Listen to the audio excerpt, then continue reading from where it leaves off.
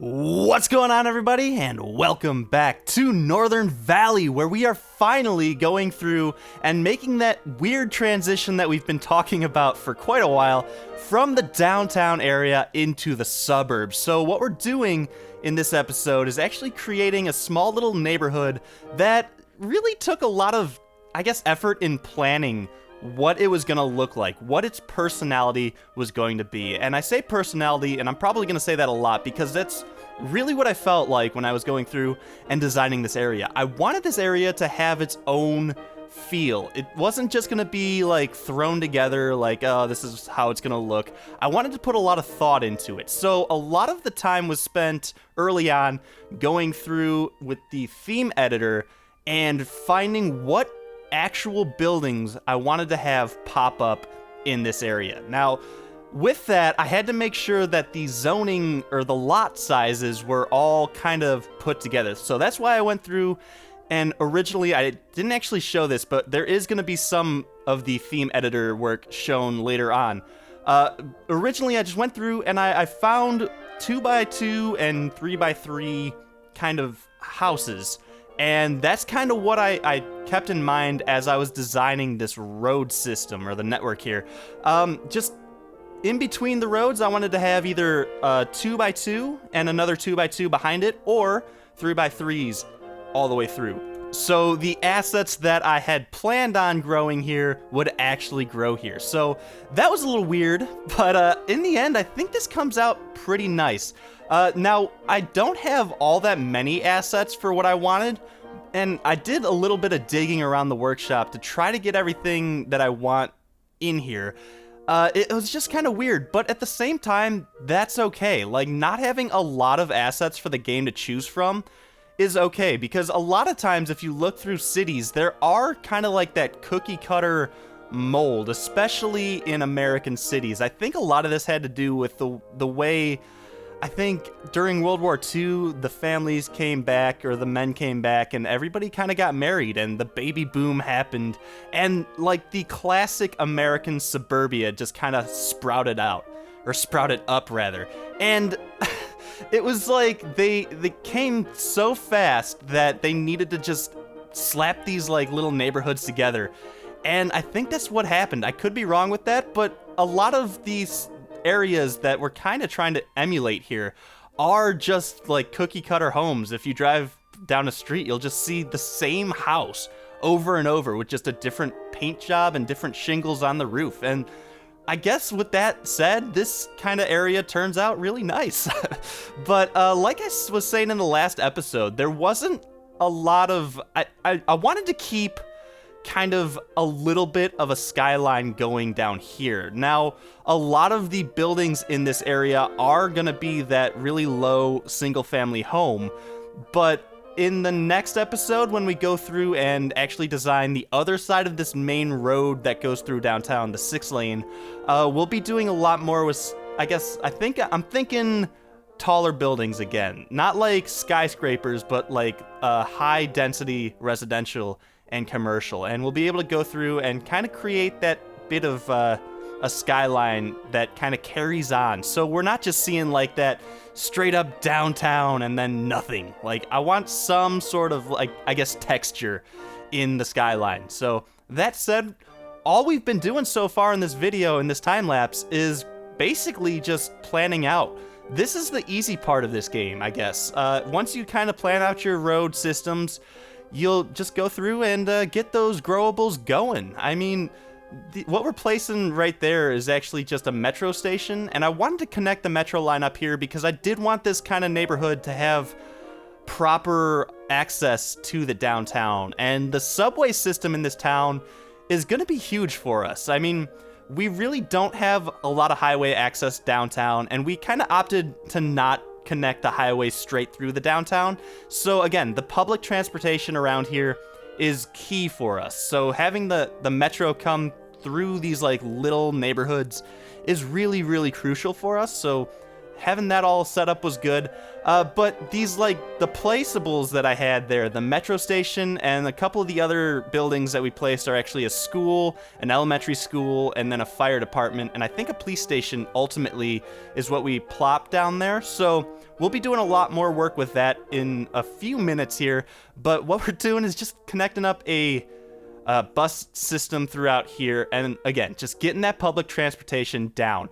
And we're just getting a little bit of space, a little bit of zoning done, and just waiting for things to grow in. A lot of the time spent in this phase of the build was just letting things grow in and then grow up. So a lot of the level 1 houses were kind of strange. They weren't... Oh, here's the actual theme manager. You can see me going through and trying to get some level 2 and level 3 commercial district stuff going on. But yeah, a lot of the level 1 buildings actually looked a lot alike. So there weren't many options for the game, but as they grow into level 2 and level 3 houses, it actually got a little bit more diverse down in that area, so that was nice to see. And it really didn't take long for those to grow up, so that was nice. What we're doing right now is actually going through and tweaking this on-off ramp a little bit. This is the one on-off ramp that I didn't like from the previous episode. It just was kind of weird, but I think a little bit more time and a little bit more work into this was completely necessary to make this look kind of cool. And what I did was actually use the on-ramp to kind of create 2 lanes onto the actual on-ramp. So traffic coming from the, I think we determined that was the west and east. So traffic coming from the west would have a really smooth, gradual on-ramp, and then traffic coming from the east still had to kind of cut across the lane. But I think once we see more traffic from the east side of the, like, over that bridge, we'll be able to actually see if that system works out. I think it should work pretty well, but we're going to keep an eye on that as we expand down that way. Now, these key walls I wanted to take a look at. I wanted originally to keep these here just to separate that on-off ramp from what we were going to do with the rest of this land here in this neighborhood, but I didn't like how it turned out. There really wasn't that much of a difference between the heights, so in the end, we just kind of smooth it out and then go ahead and draw the road. Now, you saw me kind of sneak peek, I guess, there. We are going to put a cemetery here. Now, death care was something that we really didn't, I guess, take into account when we started building. I don't think we've ever... No, that's not true. We did do, I think, one crematorium somewhere in one of the other neighborhoods, but we honestly need a lot more death care. And at one point, I just threw a bunch of crematoriums down, just randomly, just to get kind of the death wave situation taken care of. But we are going through here and actually planning out a nice little cemetery. Now, it is kind of right behind the high school there, but I think the high school kids should be mature enough to, you know, not, I guess, get too freaked out over that, or I don't know, whatever high school kids do to a cemetery. Hopefully the police station being right next to it will kind of keep the vandalism away. But yeah, the cemetery comes out nice, and this high school actually has access to a baseball field, which is something that the other high school and the university, the Novatech University, just doesn't have. We never put a baseball field in. So the neighborhood, the Suburban high school, is going to be really good at baseball, whereas the downtown, like, inner city high school is actually going to be pretty good with track and field, I guess. But going through the menus here, I actually found this cool little cemetery. It's like a little graveyard, and it's different from the actual in-game or the vanilla cemetery, whereas we just have to place this down. We don't actually have to connect it to a road. Well, I guess technically you do have to have road access for it, but you don't have to put it on the grid. So you get a little bit of leeway with this, so it was nice. We could actually put a few of these down, and you're seeing all those hearses actually go out straight away. Yeah, there was a lot of death care needed in this city, but we got that down, and we got that one little path, or the, I guess, driveway down to actually give a nice little arching look to this cemetery. Now, there are, what, like 4 or 5, maybe 6 or 7 actual, like, cemetery assets here, but it all kind of looks like one main, I guess, Restland, if you want to call it that. But we're going through and putting some of these fences down. These are custom fences, and I like these a lot because they're kind of taller brick fences, so they kind of keep the cemetery like contained, if you will. But they're also nice because these assets actually snap to the land. So if it's on a slope, it snaps to that slope, which is nice because sometimes in this game, if you don't get an asset that's, I guess, made to do it, it'll just kind of clip through like on the plane on the horizon, and it looks terrible when you stack them next to each other. So this fence was really cool for this purpose, and I don't think we've actually used it yet in this playthrough, so that's good, I guess. What we're doing is just kind of lining the outsides and insides of the fence with these trees or shrubs or whatever you want to call these. We've used these a lot throughout the city, and I'm going to say that a lot. We use a lot of these trees throughout the city, but I think that's actually not a bad thing. At times, you want to keep the city kind of contained, especially with nature. You want everything to look like it's all there, like naturally, so keeping the one like flow of the trees and the types of things that you're placing is a good way to keep it all like contained to one region. Now, I'm not really sure if the trees that I choose to put down are all like naturally like in the same biome. I'm not like a botanist. I'm not really into trees or anything like that. So I'm sure somebody out there is probably like screaming like, those trees don't go together in the same natural biome. And I'm sorry, but I like the way they look together, I guess. But yeah, the rocks over in the river, we're carrying that through. I really love how those look. They look so good on the riverbanks, and it gives the riverbanks a little bit of texture. And again, I love using texture in this game. Like, this game, vanilla, is just so flat, but once you give a little bit of like texture going on for the eye to look at, it's just so nice. But we're just lining the tops of this with some trees here, and right now I'm actually going through with just a bunch of different trees, some of which we've used throughout the city, some of which I think were kind of newer to this area. But in the end, like, after a little while of doing this, I figure out that, you know what, why am I reinventing the wheel? Like, I can just take the move it tool and actually grab the areas that we've already planted and just use that, and it's made for a lot of really intricate detailing. And actually, I think we're going to go through right now and grab, yeah, these that we had over by the Novatech college. I loved how that looked originally, so I figured why not just use that same thing? And with the Move It tool, you can copy and paste this and just use the same thing. It saves so much time, and it makes everything look very, very, I guess, not symmetric, but like congruent. Is that the right word? Everything just looks like it's all naturally grown there, so that's nice. But we're using the theme tool here to just make sure. I had the commercial set up there, but they weren't expanding to level 2. So what I had to do is go into the theme manager and make sure that there were actually level 2 buildings that were the 4x4 or the 3x3 space, so that those buildings could actually grow up. And yeah, after I got that done, it actually all just kind of grew up at the same time. But yeah, that was that. And then what we're doing is just, we went through and we placed a little bit of like separate trees in people's backyards. I wanted to give this whole area just a little bit more detail. The vanilla, or not even the vanilla, just the growables don't have a lot of the same trees that we've been using throughout this area.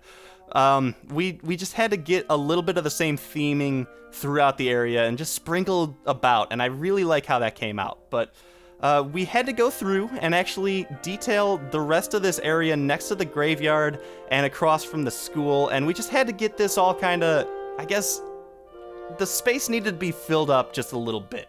I didn't really want to put any buildings here because I felt like it was a little awkward, and I didn't want to continue the graveyard around here because I felt like we had enough already. Although that said, we may expand it out like under the bridge area, more toward the river. But this area didn't really, it was kind of awkward. There wasn't much there. So I figured we'll just put a nice little like walkway or a little park type area around here. And we just use the same fences to go around the whole area. And it comes out really nice. It's a nice little nature escape for, I guess, the city. I mean, little parts of the city, especially the downtown area, we already did a lot of the nature work, and I love having just nature involved in this area. And I love just how this little walkway came out. There's a lot of tree cover. It reminded me of fall, or yeah, just like the season. So I actually went through and placed a bunch of fallen leaves. Just this whole area, for some reason, reminded me of fall, probably because of the weird like texture that was placed under these fences. But in the end, I really like how this area came out. It's just one of those areas that you're never really gonna notice unless you kind of look at. And once you actually dig down and see how it all came about and how much like small little detail work is down there, it really is such a nice little area. We had to go through and do a little bit more detailing around this, that is the police station. This building is kind of like indescript in a way that it looks like a kind of like a downtown police station, but I liked having this area kind of be a little bit of its own downtown feel, I guess. There's a little bit more taller buildings around there, and I wanted that area to just kind of like stand up, again, giving a little bit of texture to the skyline. And we're going to continue that in the next episode when we build out the other side of that main road. But we're just going through and placing some more trees around the high school, just finishing up this texture or this detail work, and I think this is about it. We're going to be able to go back in live and check out what we've just been working on. All right, guys, so here we are in the live portion. We're overlooking what we have just done throughout the entire time lapse. And before we really dig in and see what we were just working on and all the kind of minute details that we placed down, I want to talk a little bit about the next episode. Now, the next episode, we are definitely going to be finishing up this little square here. And I actually have a plan to actually run like a cargo train line in off of this line through here, maybe under this bridge somehow. I gotta figure that out. And then over to here where we'll probably have like a depot. I was looking at this and I figured there's really no way to get cargo down here except for truck, and that could get a little iffy. So I'm thinking a cargo center here might be good. We might have to balance that out by putting cargo centers elsewhere in the city, but hopefully that works.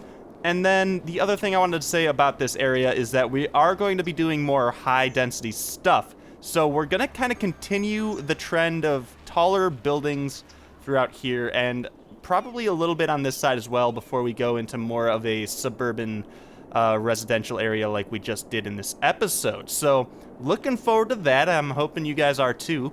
But we do have to actually name this new zone. So that's something that I want you guys to tell me in the comments. What should we name this? And I actually went ahead and I took this part out. So the new district area is here. Let me just click this here for you. This is the new district. We might actually include this back into it. But yeah, this Meadow Hills district is what we need to rename.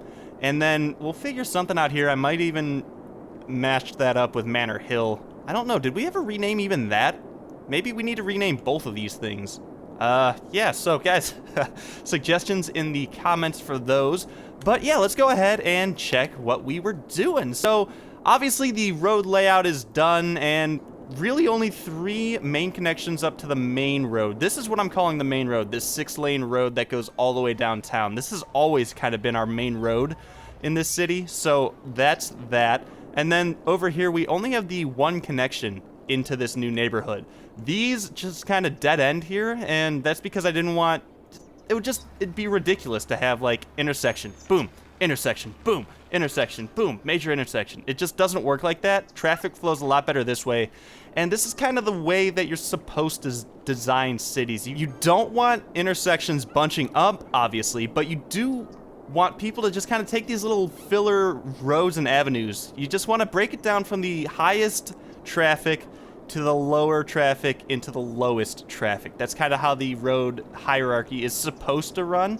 And you'll notice there's actually not a lot of cars throughout here, and that's probably because of the just the nature of having all of this as single-family homes. But I think if you go into the city, you're not gonna see a lot of like traffic around the streets. I think that's just nature of good traffic design. And also what helps is that we have a lot of good public transportation. So eliminating cars from the streets eliminates a lot of the traffic issues that a lot of players in this game tend to have at some point or another, and I am not excluded from that. But moving into the residential area here, you're seeing a lot of the same. I talked about this like right early on in this episode. You're seeing a lot of the same kind of models for houses, a lot of the same colored roofs, which kind of bugs me a little bit, but I guarantee if we go in here, this is a level 3 house, or a level 4 house rather, and this is probably also a level 4 house. Yeah, so a lot of these that are the same models are just because they are the same level. Now, there's not a lot of different models